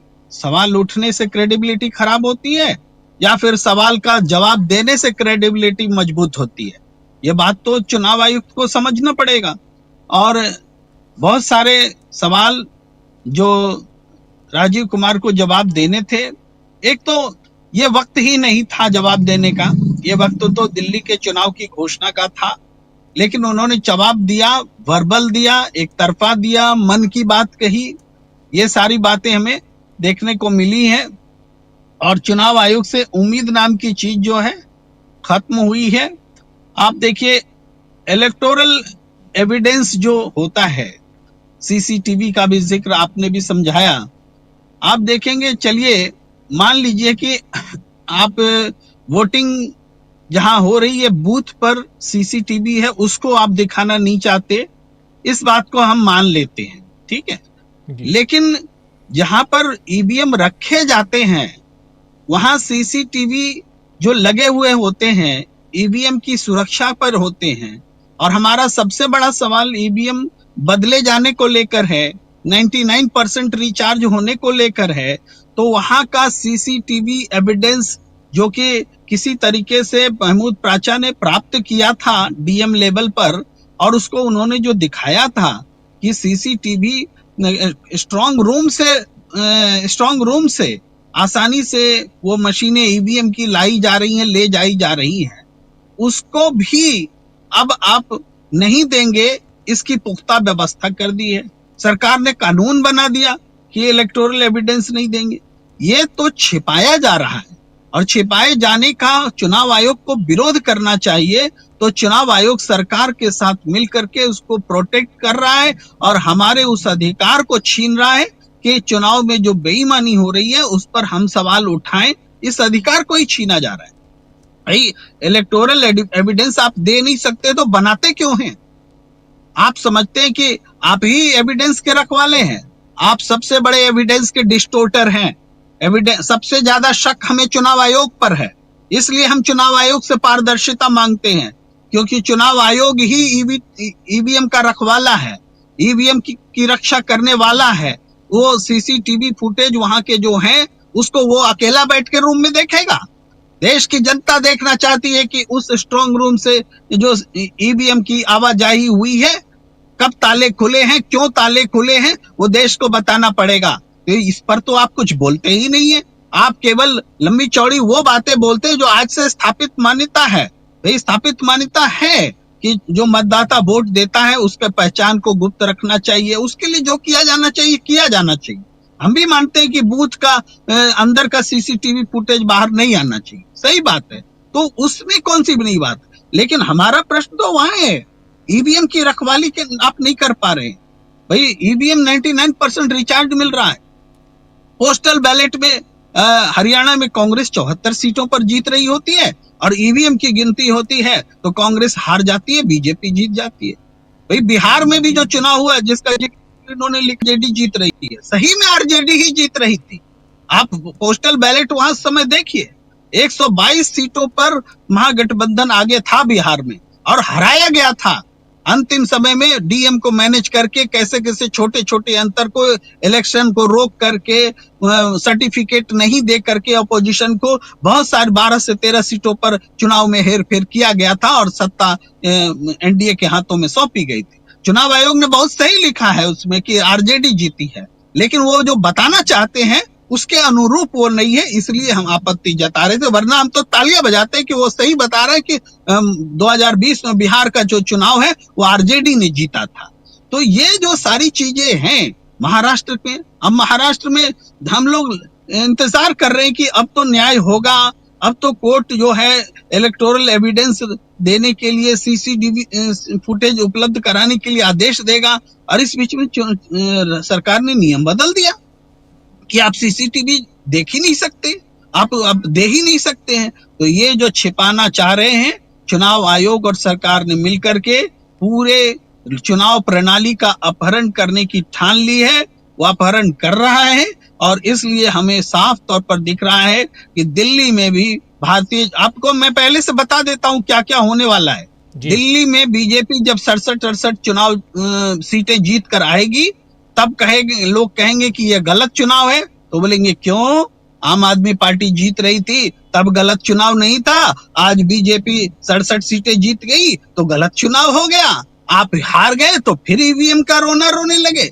ये सारी चीजें जो है वो कही जाएंगी, और उसकी पूरी तैयारी एडिशन और डिलीशन के साथ साथ बाकी जो अंदरूनी इनकी तैयारी होती है, जिसका सबूत तो तभी हम दे पाएंगे जब वो सबूत देंगे। सीसीटीवी दिखाएं, जहां जहां स्ट्रांग रूम में थे, स्ट्रांग रूम के सीसीटीवी बाहर करो, देश के सामने लाओ स्ट्रांग रूम से कैसे ईवीएम को इधर उधर किया गया है, तब जाकर के देश के सामने सच्चाई आएगी। छुपाओगे तो ये एक दिन बर्स्ट होगा, भाई बांग्लादेश बनेगा देश, और कोई रास्ता नहीं बचता है। बांग्लादेश में भी ऐसे ही चुनाव का अपहरण होता रहा था, आज देखिए शेख हसीना कहाँ भागी भागी फिर रही है। अगर आप दिल्ली में भी वही करेंगे, महाराष्ट्र में भी वही करेंगे, सब जगह अगर इसी तरीके से चुनाव जीतने की तैयारी करेंगे तो देश बांग्लादेश बनेगा।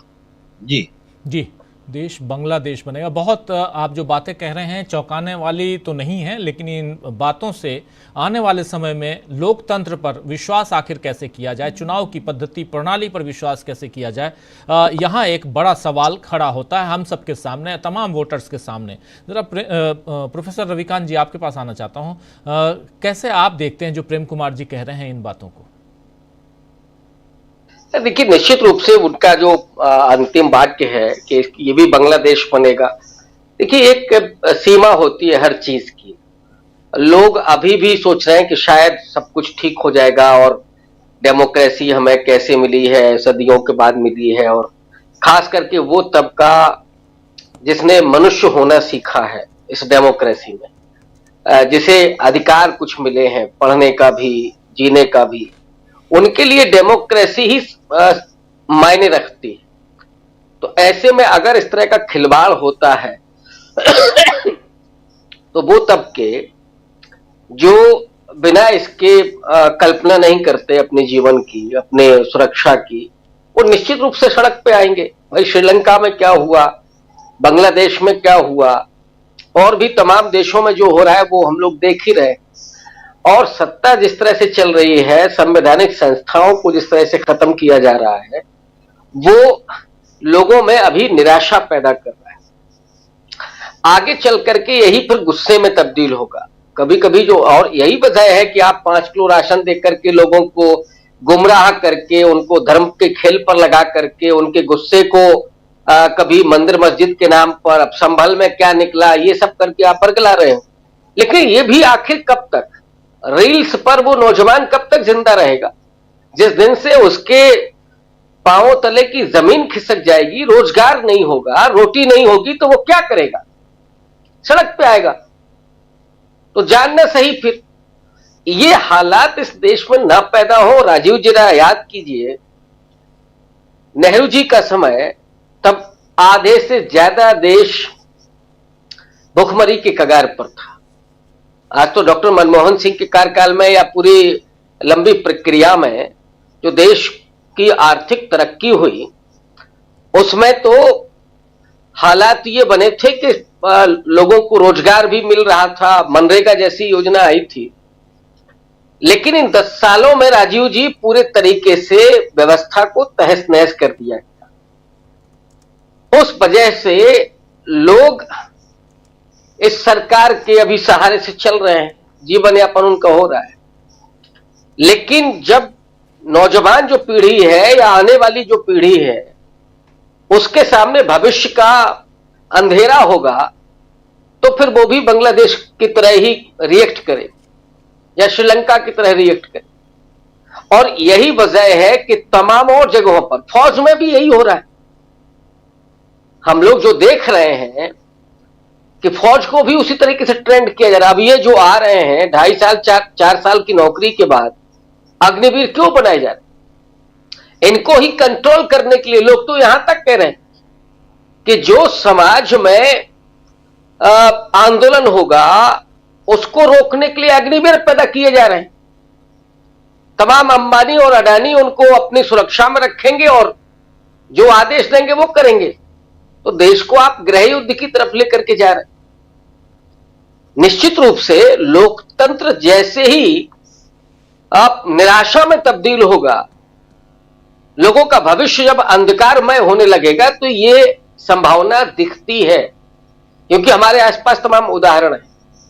ये ना हो, हम लोग तो यही चाहेंगे और इसलिए लगातार इन मुद्दों पर सवाल भी खड़े करते हैं।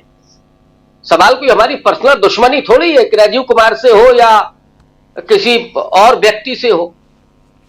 हम डेमोक्रेसी के लिए जो भी हो सकता है, कभी तल्ख भी बोलते हैं, कभी कुछ गलतियां जो छूटती हैं उनके बारे में भी बताते हैं।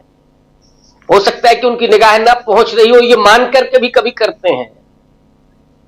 और लोगों का विश्वास टूट रहा है ये भी बताते हैं। चलो मान लेते हैं कि आप 24 घंटा बंद कमरे में रहते हैं, ऐशो आराम से जिंदगी जी रहे हैं, आपको नहीं पता है कि इस ठिठुरती ठंड में लोगों पर क्या गुजर रही है। जिनके घर में रोजगार नहीं होगा वो क्या कर रहे होंगे इस वक्त। चलो हम बताए दे रहे हैं, लेकिन अगर ये नहीं होता है तो फिर हालात बदतर हो सकते हैं। और जो प्रेम कुमार जी कह रहे हैं या जो आपकी आशंका है, वो आशंका मेरी भी है। लेकिन मैंने कहा ना कि हम लोग तो आदतन आशावादी हैं कि चाहते हैं ऐसा कुछ ना हो। आप किसी भी कौम को, मुसलमानों को इस तरह से ना दबाएं। दलित तो, एक दलित के मुंह पर आज पेशाब हुई है मध्य प्रदेश में। ये क्या हो रहा है? 1 साल पहले एक आदिवासी के मुंह पर एक पेशाब कर रहा था भाजपा का नेता, दारू पी करके। क्या हुआ उसके साथ? हाथरस में जिस बेटी का बलात्कार हुआ, मौत हुई, और उसके बाद जो उसमें अपराधी थे उसको एक को छोड़कर के जमानत पर रिहा है। राहुल गांधी गए तो साहब उनके ऊपर एक और केस शुरू हो गया कि आपने हमारा मानहानि की है। जिन्होंने बलात्कार किया, आरोप जिन पर है, जिन पर यह आरोप है कि उन्होंने धमकाया उस दलित परिवार को, वो साहब ये कह रहे हैं कि राहुल गांधी ने मानहानि की। ये जो परिस्थितियां इस देश की बन रही हैं वो उसी तरफ इशारा कर रही है जो हम लोगों की आशंका है। जी राजीव जी बिल्कुल, ये आशंका जो है आशंका ही रहे, ये रिजल्ट में तब्दील ना हो, यही उम्मीद करना चाहिए।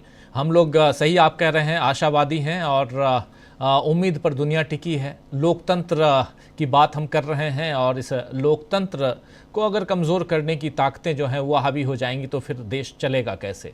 75 साल का जो हमारा इतिहास है वो कहीं धूमिल ना हो जाए, कहीं मिट्टी में ना मिल जाए। बहुत सारे सवाल हैं जिन सवालों का जवाब खोजने की कोशिश हम इस न्यूज़ पॉइंट के ज़रिए करते हैं। आज चुनाव की घोषणा हुई है, दिल्ली चुनाव, और इस चुनाव के साथ साथ कई सारे सवाल उपज के सामने आ गए हैं, इसलिए क्योंकि आज 45 से 50 मिनट तक राजीव कुमार सिर्फ सफाई देते रहे और उनसे जितनी शिकायतें उनके सामने आई हैं उन शिकायतों को एक शिकायती लहजे में वो जवाब देने की कोशिश करते रहे। आखिर क्या है, कहीं ना कहीं वो एक पार्टी बनकर सामने क्यों आते हैं? राजीव कुमार हमेशा उन लोगों को उस हिसाब से जवाब देते हैं और एक मंच मिल जाता है जिस दिन प्रेस कॉन्फ्रेंस करते हैं। आज प्रेस कॉन्फ्रेंस कर रहे थे, उनको पता था कि पूरा हिंदुस्तान सुन रहा है उनको, तमाम चैनलों पे, चाहे हम लोग हों चाहे और मीडिया के जरिए हो, सब तक पहुंच रही हैं बातें, तो मौका है, चलो अपनी बात रख दो। लेकिन बातें कैसी रख रहे थे?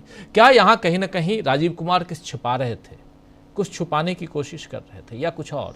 ये सारी बातें इसलिए कह रहा हूँ क्योंकि यहाँ से कहीं लोकतंत्र कमज़ोर ना हो जाए इसलिए, और उसमें भी चुनाव की पद्धति, चुनाव की प्रक्रिया, और इस प्रक्रिया में ट्रांसपेरेंसी क्यों नहीं होनी चाहिए। ज़रा अमलेंदु उपाध्याय जी, एक बार फिर आना चाहता हूँ आपके पास। कैसे आप देखते हैं राजीव कुमार आखिर ऐसा कर क्यों रहे हैं? चलिए, हो सकता है मान लिया उनकी तमाम बातें सही हैं, उनके ऊपर आरोप लग रहे हैं और उन आरोपों को वो खारिज कर रहे हैं, वो सब सही है, सारे नैरेटिव, सारी बातें, सब कुछ झूठ हैं, गलत हैं, लेकिन फिर भी वो विश्वास कैसे दिलाएंगे? राजीव जी, अब देखिए, राजीव कुमार घटिया शायरी सुनाकर विश्वास तो नहीं दिला सकते, और सवाल जो उठ रहे हैं राजीव कुमार जी पर या चुनाव आयोग पर, वो जवाब तो मिलने चाहिए, और ये जनता के सवाल हैं, देश के सवाल हैं, तो इन सवालों से चुनाव आयोग मुंह भी नहीं मोड़ सकता है। आखिर क्या कारण है कि महाराष्ट्र में जब इंडिया गठबंधन के लोगों ने रुपया भी जमा कर दिया कि ईवीएम की जांच कराई जानी है, तो चुनाव आयोग ने क्यों कह दिया कि साहब वो तो डाटा डिलीट हो गया, नया डाटा जो पड़ा है उन मशीनों में उसकी आप जांच करा लीजिए। सुप्रीम कोर्ट का आदेश था कि 45 दिन तक आपको वो मशीनें संभाल कर रखनी है, सिंबल लोडिंग यूनिट्स आपको संभाल कर रखनी है, और कोई भी डाटा डिलीट नहीं किया जाना है। 45 दिन के बाद अगर कोई नहीं आता है केस, तब आप कुछ कर सकते हैं, उसको डिलीट कर सकते हैं। तो 45 दिन से पहले वो क्यों डिलीट कर दिया गया, जबकि 7 दिन के अंदर लोगों ने पैसा जमा कर दिया था। जितेंद्र आव्हाड का बयान हम लोगों ने सुनवाया था, राजीव जी, उन्होंने ट्वीट किया था, और उनका बयान हम लोगों ने अब किसी कार्यक्रम में सुनवाया था कि किस तरीके से चुनाव आयोग कह रहा है कि साहब आप मशीनें तो जो है वो उनका डाटा वो तो डिलीट कर दिया गया है, इरेज कर दिया गया है, और उन मशीनों में जो नया डाटा डाला गया है उसकी आप जांच करा दीजिए। भाई, जो जांच तो उसकी डाटा ही करानी थी जो मशीन में है। तो ये सवाल राजीव कुमार से है, राजीव कुमार ने इनका तो कोई जवाब नहीं दिया। इसी तरीके से बहुत सारे सवाल हैं, उनमें से किसी का भी कोई जवाब राजीव कुमार ने नहीं दिया, और एक तरफा संवाद जो है राजीव कुमार करते रहे। दूसरी बात राजीव जी ये है कि देश का इतना कीमती समय बर्बाद करने के लिए राजीव कुमार जी पे अगर कोई जुर्माना लग सकता हो तो लगाया जाए कि भाई आप ये गंदी गंदी बातें यहाँ कर रहे थे, सब इसको आपको करने के लिए कहा किसने था? आप सीधे सीधे चुनाव की घोषणा करते, जो चुनाव के आपका शेड्यूल है वो बताते, वो आपने बताने में इतनी देर लगाई। मतलब पूरा देश जो है वो टकटकी बांध के अपना समय बर्बाद कर रहा है, देख रहा है कि साहब दिल्ली में चुनाव की घोषणा होने जा रही है और कब चुनाव होंगे, और आप उल्टी सीधी सब बातें की चले जा रहे हैं। तो राजीव कुमार ने भी, राजीव जी असल में वही जो ध्यान हटाने वाली बात है, वो ध्यान हटाने के लिए ये सारी बातें की, ताकि चुनाव आयोग के ऊपर जो आरोप लग रहे हैं धांधलियों के, उन धांधलियों से जनता का ध्यान हटाया जा सके। इसलिए राजीव कुमार ने इस तरीके की ये सारी बातें आज करने की कोशिश की। लेकिन इन सवालों के जवाब जो नहीं मिले हैं और जो सवाल उठ रहे हैं, उससे राजीव कुमार पल्ला नहीं झाड़ सकते किसी भी तरीके से। ये सवाल लगातार उठते रहेंगे। सवाल उठे जब राजीव जी चुनावी प्रक्रिया को लेकर और वोटर डिलीशन को लेकर, ये सारे सवाल उठे, उसका भी कोई माकूल जवाब जो था उनके पास नहीं था। भाई आखिर राजीव कुमार ये क्यों नहीं बताएंगे कि अगर एक कॉन्स्टिट्यूंसी में, जैसे उन्होंने कहा कि साहब जब तक फॉर्म 7 नहीं होगा तब तक डिलीट नहीं हो सकता डाटा। राजीव जी, हम लोगों ने ही वीडियो डाला है, और हमारे संवाददाता इकरार को अचानक एक व्यक्ति मिल गया और वो कह रहा है कि मैं 30 साल से इसी पते पर रह रहा हूं, और उसका नाम काट दिया गया वोटर लिस्ट में से जी। तो ये कैसे हो गया? अरविंद केजरीवाल बाकायदा लिस्ट जारी कर रहे हैं कि उनकी कॉन्स्टिट्यूंसी में किस तरीके से वोट काटे जा रहे हैं, नए वोट जोड़े जा रहे हैं। खुद चुनाव आयोग का अधिकारी राजीव जी महाराष्ट्र की जो तुलजापुर सीट है वहां FIR लॉन्च कराता है कि 1000 वोट चुनाव से मतलब जो थे उससे कुछ दिन पहले बढ़ाए गए और ऑनलाइन बढ़ाए गए, और फर्जी जो थे वो उसमें लगाए गए आधार कार्ड। चुनाव आयोग के अधिकारी ने खुद रिपोर्ट दर्ज कराई है। क्या कहेंगे राजीव कुमार इसको? कैसे हो रहा है ये? तो अगर फॉर्म 7 के बिना नहीं हो सकता, तो फॉर्म 7 जो भरा जाए वो किसने भरा है ये आप क्यों नहीं बताएंगे? यही तो आरोप लग रहा है, आम आदमी पार्टी यही तो आरोप लगा रही है कि जो फॉर्म 7 भरे जा रहे हैं वो बीजेपी की नेता भर रहे हैं, और बीजेपी की नेता फॉर्म 7 भरकर वोट कटवा रहे हैं, और वही फॉर्म 7 भरे जा रहे हैं जो फर्जी उससे भरे जा रहे हैं आधार कार्डों के जरिए। तो अगर इस तरीके की चीजें हो रही हैं तो इसकी जांच कौन करेगा? एक और मीडिया आउटलेट ने राजीव जी फर्रुखाबाद और मेरठ की 2 जगह की रिपोर्ट उसने की, और दोनों सीटें जो है भारतीय जनता पार्टी लोकसभा चुनाव में बहुत कम मार्जिन से जीती, और वहां जितने वोट बढ़ाए गए और जितने फर्जी वोट के सब मामले सामने आए, उससे ये हुआ कि वो तो उससे ज्यादा थे जिससे भारतीय जनता पार्टी जीती है। और मेरठ का BLO वो तो साफ साफ कह रहा है कि मेरी मतलब उसका जो क्षेत्र है उसमें जो वोट बढ़े हैं वो 8 साल से वहां है, उसने 8 साल में लोगों को भी देखा ही नहीं। तो इसका राजीव कुमार के पास क्या जवाब है? तो बहुत सारे जो आरोप चुनाव के ऊपर हैं, राजीव कुमार वो देने से बचे, और एक तरीके से देखा जाए तो भारतीय जनता पार्टी के लठैत के रूप में जो थे वो अपनी बातें रखते हुए नजर आए। जी राजीव जी बिल्कुल। जरा क्लोजिंग कमेंट की तरफ बढ़ें। प्रशांत टंडन जी के पास आना चाहता हूं, जरा स्क्रीन पर ले आइए प्रशांत जी को।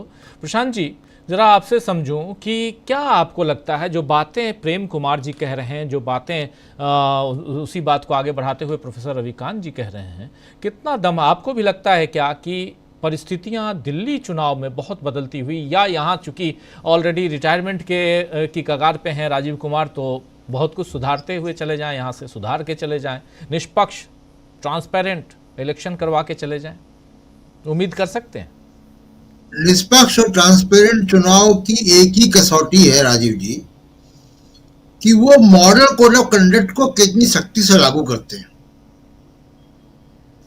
ऐसा तो नहीं कि रमेश बिधूड़ी ने आखिरी बार ये बोला है, वो लोकसभा में भी क्या बोल चुके हैं, दानिश अली को हम सब जानते हैं। तो और वो आगे भी कैसे बोलेंगे? क्या वो प्रधानमंत्री नरेंद्र मोदी को रोक पाएंगे? चुनाव की घोषणा भी तभी हुई है राजीव जी, जब उनके सारे उद्घाटन कंप्लीट हो गए मोदी जी के, उसका इंतजार कर रहे थे। तो हम कैसे माने कि ये लेवल प्ले फील्ड दे रहे थे? इसका कोई कन्विंसिंग तरीका नहीं है मानने का। आपको अपने एक्शन साबित करना पड़ेगा। जिन 2 सीटों की मेरठ और फर्रुखाबाद की बात कर रहे हैं अमरेंदु जी, न्यूज लॉन्ड्री ने सर्वे किया था वहां, और केवल फर्रुखाबाद की बात नहीं है, देश की तमाम जगह, क्योंकि मैं तो जाता हूं और देखता हूं, देश की तमाम जगह जो वोटर डिलीशन होता है, उसमें उस सर्वे में भी आया कि अधिकांश डिलीशन दलितों का, यादव लोगों का और मुसलमानों का हुआ। तो वो किसको नहीं वोट देते जिनका वोट डिलीशन हुआ? ये एक बड़ा घोटाला है। और ये देखिए, अशोका यूनिवर्सिटी के जो प्रोफेसर थे, उनके रिसर्च के बाद से ये मामला सामने आया है कि वोटर डिलीशन ही सबसे बड़ा एक हथियार है। और दिल्ली में भी हमने यही देखा। उसके बाद देखिए, एक दावा वो और कर रहे हैं उनकी प्रेस कॉन्फ्रेंस में, कि सिंबल लोडिंग जब होती है तो पोलिंग पॉलिटिकल पार्टी का एजेंट होता है वहां पे। एक कंप्यूटर से एक केबल के जरिए ईवीएम में सिंबल लोडिंग हो रही है। मैं कह रहा हूं कि पोलिंग एजेंट क्या, कोई आईआईटी का पढ़ा हुआ इंजीनियर भी होगा, वो भी नहीं देख पाएगा कि उस केबल के जरिए क्या जा रहा है जी। उसका तो फॉरेंसिक जांच होनी चाहिए ना, रैंडम। जिसकी शिकायत हो उसकी फॉरेंसिक जांच होनी चाहिए। तो क्या ईवीएम की फॉरेंसिक जांच नहीं हो सकती है? सुप्रीम कोर्ट की निगरानी में फॉरेंसिक जांच हो जाए ईवीएम की, रैंडम। पता लग जाएगा कि सिंबल लोडिंग के समय पॉलिटिकल पार्टी का एजेंट, जो कि पॉलिटिकल वर्कर है, उसकी कोई टेक्निकल एक्सपर्टीज नहीं है, एक कंप्यूटर से दूसरे कंप्यूटर में डेटा जा रहा है, उसकी मौजूदगी और गैर मौजूदगी का क्या मतलब है? उस कंप्यूटर से क्या चीज चली जा रही है? पेन ड्राइव में आपको दूं और एक डेटा दूं, उस पेन ड्राइव में आप डेटा लोड करो, और डेटा के साथ 4 प्रोग्राम भी चले जाएंगे। इसको कैसे देखेंगे आप? तो ये जो दावे करते हैं, वो मतलब वो ऐसा लगता है कि जैसे देश की जनता को मूर्ख समझ रहे हैं, कि बेवकूफ लोग हैं, इनको जो भी कह दोगे मान लेंगे। लेकिन राजीव कुमार इतिहास में जाने जाएंगे, टीएन शेषन एक इतिहास में जाने जाते हैं कि जिन्होंने चुनाव आयोग को मजबूत बनाया। और राजीव कुमार अब रिटायर होने के बाद इनके बारे में इतिहास ही लिखेगा कि इन्होंने इलेक्शन कमीशन ऐसा चलाया जैसे कि बीजेपी का एक आउटलेट हो। मैं सरकार की बात भी नहीं कर रहा हूं, एक बीजेपी के आउटलेट की तरह से इन्होंने चुनाव आयोग को चलाया। इनको इतिहास ऐसे याद करेगा, टीएन शेषन के बिल्कुल विपरीत। जी राजीव जी, बिल्कुल बिल्कुल आप सही कह रहे हैं। टीएन शेषन के बिल्कुल विपरीत इतिहास इनको किस ढंग से चलाएगा, आने वाला वक्त बताएगा। हम लोग चर्चा इस वक्त कर रहे थे दोस्तों, पूरे लगभग 1.5 घंटे तक चर्चा यही कि राजीव कुमार आखिर चाहते क्या हैं। क्या निष्पक्ष पारदर्शी इलेक्शन करवाना चाहते हैं? क्या उन सवालों का जवाब देना चाहते हैं जो सवाल ऑलरेडी पिछले कई सालों से जब चुनाव की प्रक्रिया समाप्त हो जाती है और सामने आते हैं सवाल, उन सवालों का जवाब, क्यों आखिर वोटर्स जो हैं वोटर लिस्ट से काट दिए जाते हैं या बढ़ा दिए जाते हैं, क्यों आखिर वोटिंग प्रतिशत में इजाफा अचानक हो जाता है। बहुत सारे सवाल हैं। इन सवालों के साथ साथ क्या ईवीएम के साथ छेड़छाड़ होती है, ये सवाल भी है। तो बहुत सारे हैं, बहुत सारे सवालों का जवाब देने की कोशिश नहीं बल्कि उन सवालों पर सवाल दागने की कोशिश, शिकायतों पर शिकायत करने की कोशिश करते हुए आज के प्रेस कॉन्फ्रेंस में नजर आए राजीव कुमार, जिसकी उम्मीद नहीं थी। पॉलिटिशियन बनने की कोशिश करते हुए राजीव कुमार नजर आए, ये साफ दिखाई दे रहा था। क्या आने वाले वक्त में ये भी भाजपा ज्वाइन करेंगे, रिटायर होने जा रहे हैं? क्या उत्तर प्रदेश का जो चुनाव 2027 में है उसकी तैयारी कर रहे हैं राजीव कुमार? बहुत सारे सवाल हैं, आने वाला वक्त बताएगा, क्योंकि उत्तर प्रदेश के हैं ये कैडर के, आप सब जानते हैं, और लेकिन रिटायर हो रहे हैं। चलिए, खैर बहुत बहुत शुक्रिया प्रशांत टंडन जी। बहुत सारे सवाल हैं जो अपने तमाम साथियों के लिए छोड़े जा रहा हूं, जो विचार करेंगे, सोचेंगे। लेकिन चुनाव दिल्ली का, और चुनाव में हम अपना काम करेंगे, लोगों के बीच जाएंगे, लोगों के विचार सुनेंगे, आप तक पहुंचाएंगे। दोस्तों, जो है फ्रेश बिल्कुल वो आप तक हम पहुंचाएंगे। रिजल्ट तो देने वाला आप देख रहे हैं, नीचे राजीव कुमार बैठे हुए हैं। अब रिजल्ट कैसा आता है ये तो 8 तारीख को पता चलेगा कि किसकी सरकार बनेगी। कल केजरीवाल जी अपने जो सीएम हाउस है वहाँ पत्रकारों को लेके जा रहे हैं, ये दिखाने के लिए कि क्या टॉयलेट्स जो हैं सोने के बने हुए हैं, क्या हीरे जवाहरात जो हैं वो लगे हुए, उनके जो बिल्डिंग है उनकी सीएम हाउस की वो बिल्डिंग बनी है। ये सब कुछ दिखाने के लिए कल लेके 11 बजे लेकर जा रहे हैं अरविंद केजरीवाल जी। प्रशांत जी कुछ जोड़ रहे हैं? राजीव जी हाँ, अरविंद केजरीवाल तो ले जा रहे हैं, जिन्होंने मोदी जी ने कहा कि वो शीश महल है, तो जरा प्रधानमंत्री मोदी जी भी दिखा दें, क्योंकि हमने तो बाकी पिछले प्रधानमंत्रियों के समय का जो 7 रेस कोर्स रोड है, जो अब 7 कल्याण मार्ग है, 7 कल्याण मार्ग, हाँ, लोक कल्याण मार्ग कर दिया गया है। जरा उसमें भी पत्रकारों को कभी बुला लें। जी बिल्कुल, क्योंकि हम लोग पिछले प्रधानमंत्रियों के पत्र के दौरान तो वहां गए हैं, कई बार गए। तो अब क्योंकि हमको जो खबरें मिलती हैं ब्यूरोक्रेट से, वो बहुत अलग तरीके की खबरें मिलती हैं कि वहां क्या क्या बन गया। तो जरा एक विजिट पत्रकारों की वहां भी करा दे, मोदी जी भी करा दे।